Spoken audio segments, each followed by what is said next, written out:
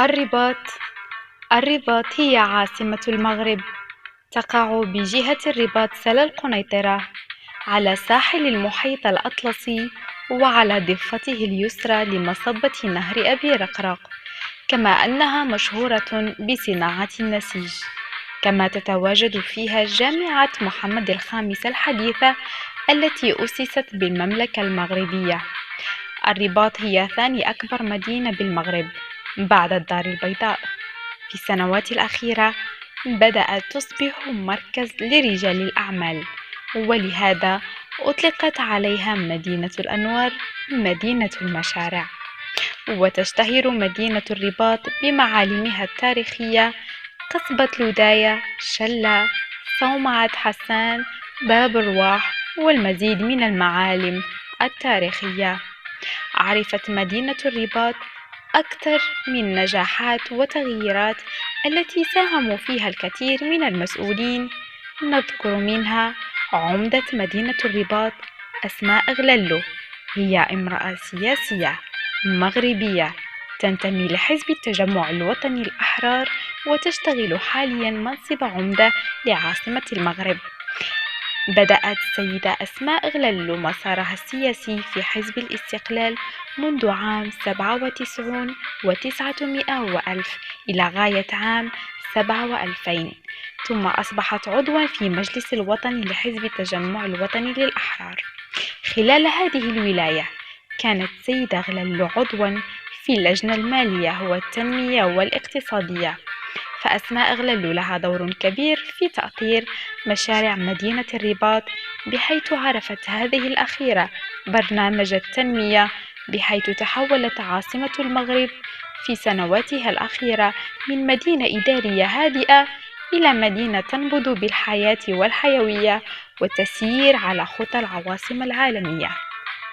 بحيث أطلق الملك المغرب محمد السادس نصره الله تحت شعار الرباط مدينة الأنوار عاصمة المغرب الثقافية والحضارية، وللمدينة والحفاظ على فضاءات الخضراء والبيئة، وتحسين الولوج الخدمات والتجهيزات الاجتماعية، وتقوية وتحديث تجهيزات النقل والإنعاش والأنشطة الاقتصادية، وتعزيز البنية التحتية الطرقية.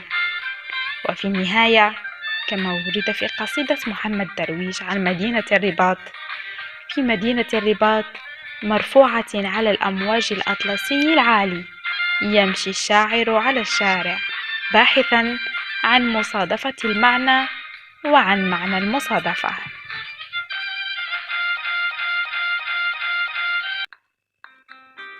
في عام 2012 أدرجت اليونسكو رسميا الرباط عاصمة حديثة ومدينة تاريخية، تراث مشترك على قائمة التراث العالمي، مما يؤكد القيمة العالمية والاستثنائية للعاصمة المملكة المغربية. يمكن لهذا الموقع المثالي المطل على المحيط الأطلسي من جهة، وعلى ضفته اليسرى من مصب نهر أبي رقراق، أن يتباهى باستيطان بشرى يعود إلى ما قبل التاريخ بماضٍ غني ووافر، وقد حافظت المدينة على آثاره حتى يومنا هذا. وهكذا فإن آلاف ومئات الهكتارات التي تغطي موقع المصنف من قبل اليونسكو ومنطقته العازلة تحتفظ بأثر من جميع الحقب التاريخية الساحلية الأطلسية، وعلى نطاق واسع من المغرب منذ العصور القديمة، الفينيقيون والموريتانيون والرومان، وحتى القرن العشرين حماية الفرنسية والمغرب المستقل، مرورا بمختلف حقب العصور الوسطى: المرابطون والموحدون والمرينيون والسعديون، والعصر الحديث والمعاصر هم العلويون.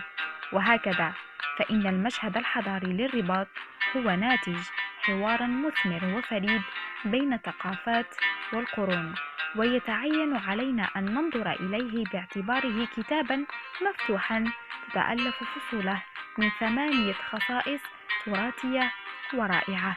والجدير بالذكر فقد وقع الوزير الشباب والثقافة والتواصل على مقرر التراث وزاري يقضي بإحدى العلامات تميز تراث المغرب لابيل ماروك، ويأتي هذا لإجراء تنزيل لبرنامج وزارة الشباب والثقافة والتواصل بهدف الحماية للتراث المغربي المادي والغير المادي من استعمال غير مشروع.